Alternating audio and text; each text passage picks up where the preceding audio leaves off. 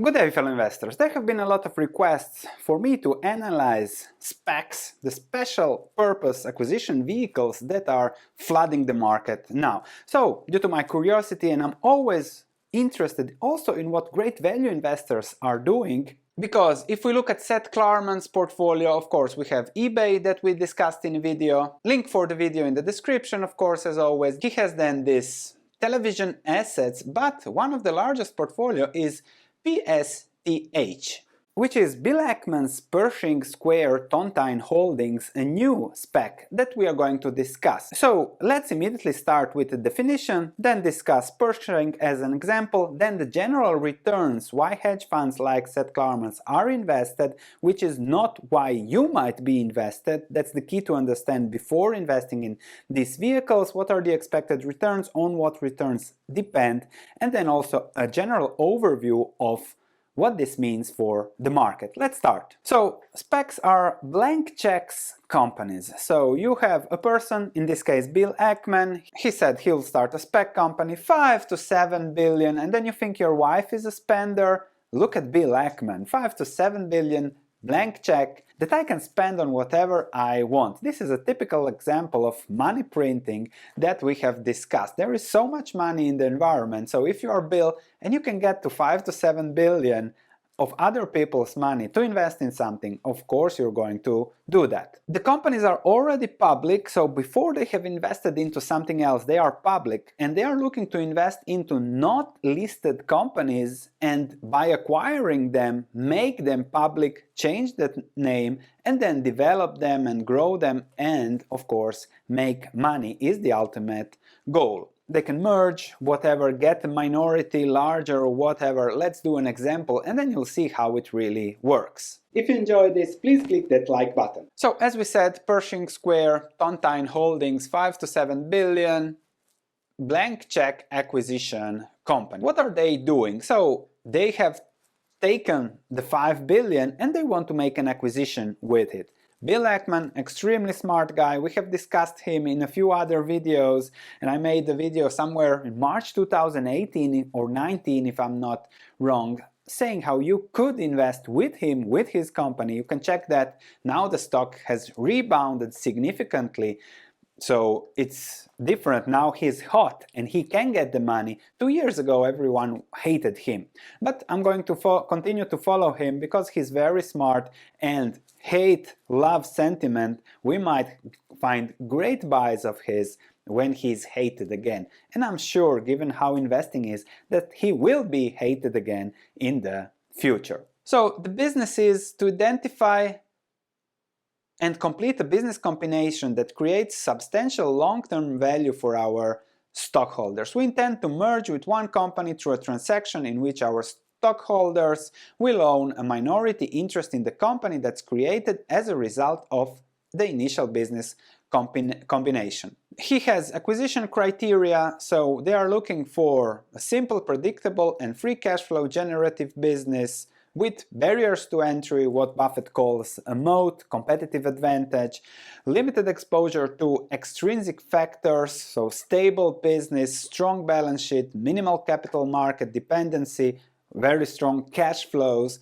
Everybody's looking for these things. Large capitalization, so that he can put 5 of 8 billion of his money into the company, let's say get 10-20%, bam, the market capitalization of the currently private company goes to, I don't know, 40, 50, 80 billion, like this.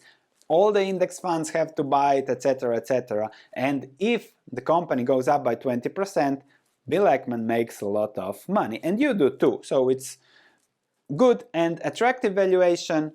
Private companies might have lower valuations than public companies now, so that might be also a point that Bill has in his head. Exceptional management and governance, plus with the help of Bill, this might be really, really interesting. If we look at the stock price since start, okay, it has gone higher already, even if there is no there has been no acquisition announced, and why it went higher, it's because of warrants, because of hedge funds, arbitrage, which is why Seth Klarman is invested. Not really that he is betting on Bill and the great find he can do, and that's something to understand very, very well.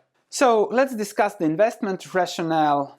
A lot of SPACs, new SPACs, everybody is running into those. If we look at the numbers, 2007, just before the crisis, that was again a hot way to go public, and here we go again. Same old Wall Street stories. Or is there something in for you? Is there something that you should invest in and that you can make a lot of money? So we have a lot of competition now. It's getting hot. There is so much money in the system, and you can get 500 million like this. So all these hedge funds, SoftBank, Bill Ackman, ex-Barclays banker Azar, 250 million. So if you can get 250 million of other people's money, if you make 20%, you get your warrants, your cash out, your bonuses, your everything. It's practically a no-risk way to make money. I should do a SPAC too. If I get 100 million, I go to 120 million, bonuses unlock, I get 10 million, and I'm set for life. So it's a no risk of doing business with other people's money, and the way that the rich get richer, but there is more to that. Spotify also in Germany, they're going to get 400 million euros for a SPAC. So everybody is trying to get as much money. When there is so much liquidity in the market, it gets to these kind of situations where you try everything. There is no risk for you. If you lose, you go on to the next venture. But let's look at the returns. First, the rationale for hedge funds to investing, and then the actual returns that SPACs had over the last years. For hedge funds, very positive. For retail investors, very, very negative. This is the anatomy of a hedge fund SPAC trade. Investors pay $10 for one share and get one warrant. A warrant is an option so that you can buy another share at the same price. If the stock goes up, bim bim, you get another share at $10 and you can sell it on the market 20. So cash is held in a trust account and invested into short-term treasury bills. Hedge funds can buy shares if they dip below cash, thus they might make money when cashed out, so they protect themselves, and warrant can be flipped for a quick profit or retained in the case the value rises, as we have seen with Pershing Tontine. So if Klarman started here at 21, he invested, I don't know, 500 million, he is now at 26, bam bam, 20% return plus on the warrants, double the money, 40% return. Bim boom, very, very fast. This is hedge funds. When the deal is announced, if the shares go up, the hedge funds can sell on top of the 20% they already made. If they dip below, they can redeem, they can the money. So, okay, that's a risk, but still keep their warrants if the stock goes up. Deal closes, merged entities now owned by more long-term shareholders, and this only here is where you come in. If we look at the returns, so the research has been made and hedge funds have made an annualized 11.6 return on the 47 SPACs that agreed mergers between January and June 2020. So hedge funds make money on arbitrage no matter what. Where do you fit in? As you are not a hedge fund, this is where you fit in. SPAC flops. So 3 months, the return 14.5%, 23.8% negative percent, and others 65.3%. Example of SPACs: Nikola Corporation, okay, bim boom, very high exuberance. Guy that launched the SPAC made here, banked a lot of money, sold warrants, sold stocks, and then he made his money, and the rest is history. Retail investors investing in SPAC here or waiting for something to happen, maybe made on the run here up, but probably also lost here down. We have Pershing Square Holdings that's now very hot if they benefit from this, but also we have seen other SPACs do really good with Virgin Galactic. That's good. So if you want to bet on a SPAC, you bet on the jockey, you bet on Polyhapitia, for example, if you think they are really capable of doing that,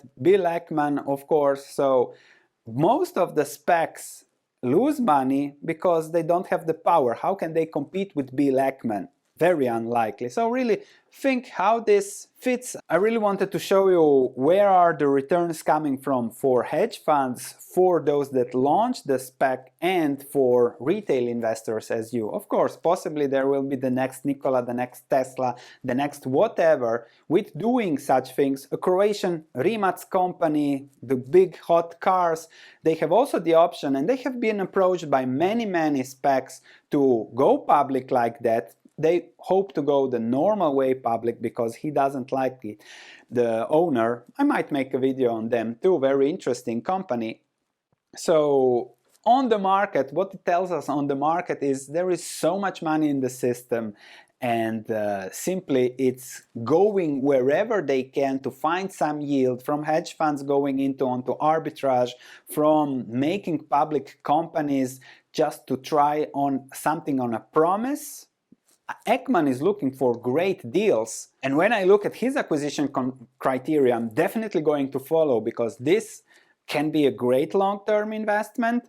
But of the others, what did we say? 120 SPACs, a lot will be really crazy bets. So as always, see how this fits your portfolio. If you enjoyed this, please click that like button, consider subscribing, and I'll see you in the next video.